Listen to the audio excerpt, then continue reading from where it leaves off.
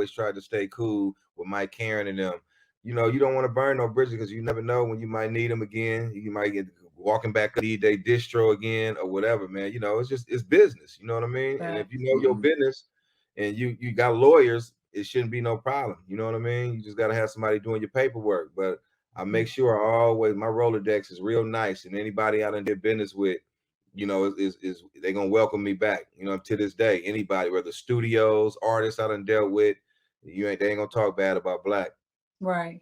Speaking of lawyer, now I gotta throw this out there. When do you feel like it's necessary to get a lawyer in your career, involved in your career? At what point?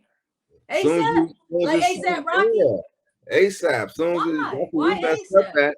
Because I mean, unless you know how to read your own paperwork, soon as paperwork come into play, you better have a relation. I mean, you better have a lawyer on deck. You know what I mean? If not, you're gonna be going around looking for one and trying to find one. So it's good to have stuff like that already on deck. You know, I've been having my lawyer who I dealt with, man, since we left Independent Records, and we got a good relationship. And you know, anytime I need him, contract, you know what I mean. Some things he don't even bill me for. He'll look it over, and if it get a little bit, you know, I'll say to where I really need him to really go through the paperwork, then that's when he on the clock. You know what I mean? I got the pain, but besides that, he look over things and let me know yay or nay. You know, thumbs up, thumbs down. But it's good to have one so you ain't yapping and crying later on. Like I see a lot of artists talking about. That's how y'all know y'all killed it. I mean, this is crazy to be honest. The magnitude that you was moving and y'all was moving because literally you were working with these stars in their primes, pretty much. So it's not like, you know, you didn't wait. You were kind of. At what moment did you realize that you was in your prime?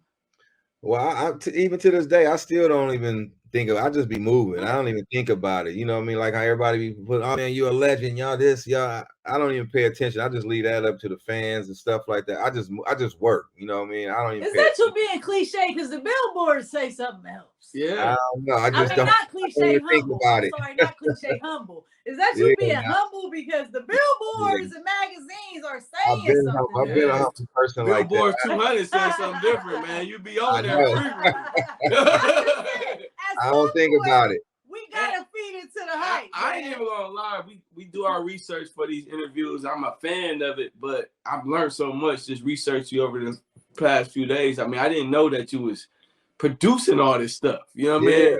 Like you're producing all this stuff. So not only is you that's crazy. one of the top rappers out of the Bay, but you one of the top producers too. Oh, yeah. I kind of gave that a little bit. I kind of stopped producing on the 97 album. I kind of slowed down. You know, I didn't produce as much on that iPhone I album, and the Hostile Takeover probably was my last album where I really produced a lot of it. After that, I think it was pretty much me going out. I had my youngsters come in, like Herminator. He doing good right now. I had Rome Slapadelic. A lot of them dudes came in and they actually know how to play chords. So once they came in, I just kind of was like the orchestrator. I just kind of orchestrated everything, you know, showed them how to play. I might do drum programming and I let them pretty much take all credit. I didn't really want no credit. I just started really just orchestrating. That was it. This is giving me Wu-Tang. But correct me if I'm wrong, though. Correct me if I'm wrong, because I could be wrong. So rapper, producer, but it seemed like you was the businessman too. Yeah, that's crazy. It seemed like you was the guy that was making the deals happen, and you just see, exactly. Like, I mean, like, and I don't think you give yourself enough credit for that. I mean, because everybody needs somebody that's bringing the bag.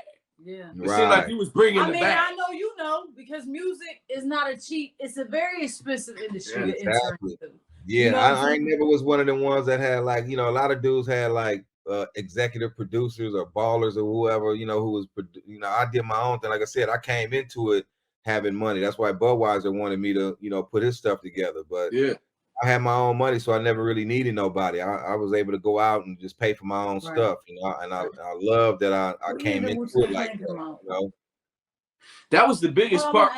Do you know? I hate to cut you off because I gotta ask. I just want to know what. So you guys came out in 1992. 92. I'm trying to figure out when did Wu-Tang come out. They came out after us, like in 93. Oh, so it's not even like 93, like right after. They came out like a year or so after, because I was in jail for the rape when I seen that Cream video. I was watching it in jail, you know what I mean? Watching that, I was like, I was gonna draw a parallel because you remind me of the main character in there. RZA. But RZA, exactly. Right, You like right. RZA. Exactly. And we've been watching, I gotta talk about, because we've been watching the show. You know, they got the show now. So we've been watching that. It's like, man, I draw a parallel to it, but it's crazy. I can't even give them credit because you were ahead of that. So I mean, that's just amazing to be pioneer like that. What she really trying to say is, man, we need an RBL Posse show, man. Period. We need the show. Period. We need a show. We need to tap into that. This, Yeah, the what book you we need a show, bro. What you told us in this period of time and what I've seen on the interviews is definitely worth watching. We need a show. Yeah. Now we finna drop the book later this year, actually on the 30th anniversary. Our 30th anniversary is in September. So I know it's a show coming in. Gotta be a show. I know it's a show coming in because it's always a show after the book. Oh yeah. Man, once get you this got man the book, the show. I can't wait. And you know what? I'm gonna read the book. I can't wait. Yeah. Once again, you can tell us when is it dropping and what's the name of your book and when it's dropping in September. September is actually our 30th anniversary, but we gonna celebrate all this year. We dropping merch and everything. I'm doing a bunch of collabos this year, but the book is called Black Sea from the Block, a Part of Survival. We use one of the titles off our first album, the Part of Survival track, and it's called from Part of Survival from the Block to the Booth. All right, he don't know, huh? Antonio, he don't know. Y'all hear me? Again. Now you're gonna have to do it again.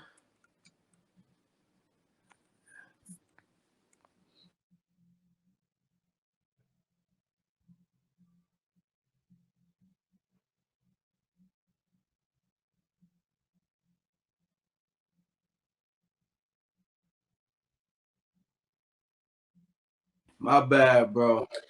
Look, don't kick us out yet, man. It's always how you going through haters and shit. It's some haters calling the phone. Yeah, they know we on with RBL. They know we on RBL. They trying to get their questions in. I'm gonna cuss him out after we get off. They trying to get their questions in. I told them we're not going live. This is tape. We can't go live with the celebrities. This is tape. Right. We gotta do celebrities right. They trying to get their questions in. It's crazy. They keep calling. They know we on live. This is the guy. Yeah, this is the man. It's good, man. So you doing his thing. But look.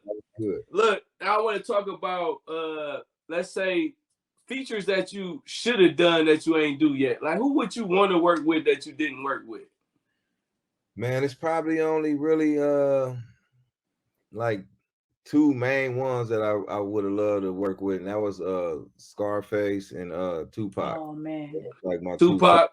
Man, listen, Scarface, you would be hard on a Scarface collab. Man. What? You got that voice. You got that voice. You got that voice. That's a dream track for me. Time is ticking. I think the universe needs to hear that.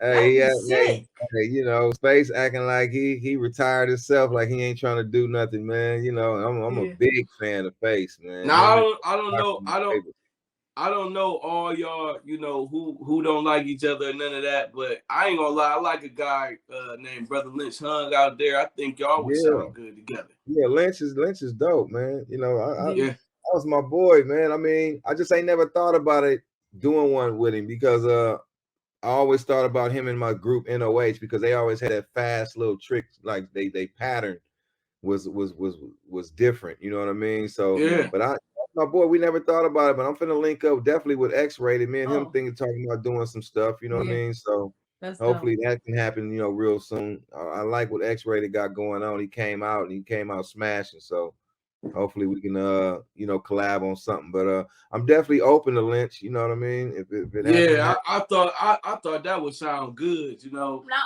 I ain't a Lynch hater.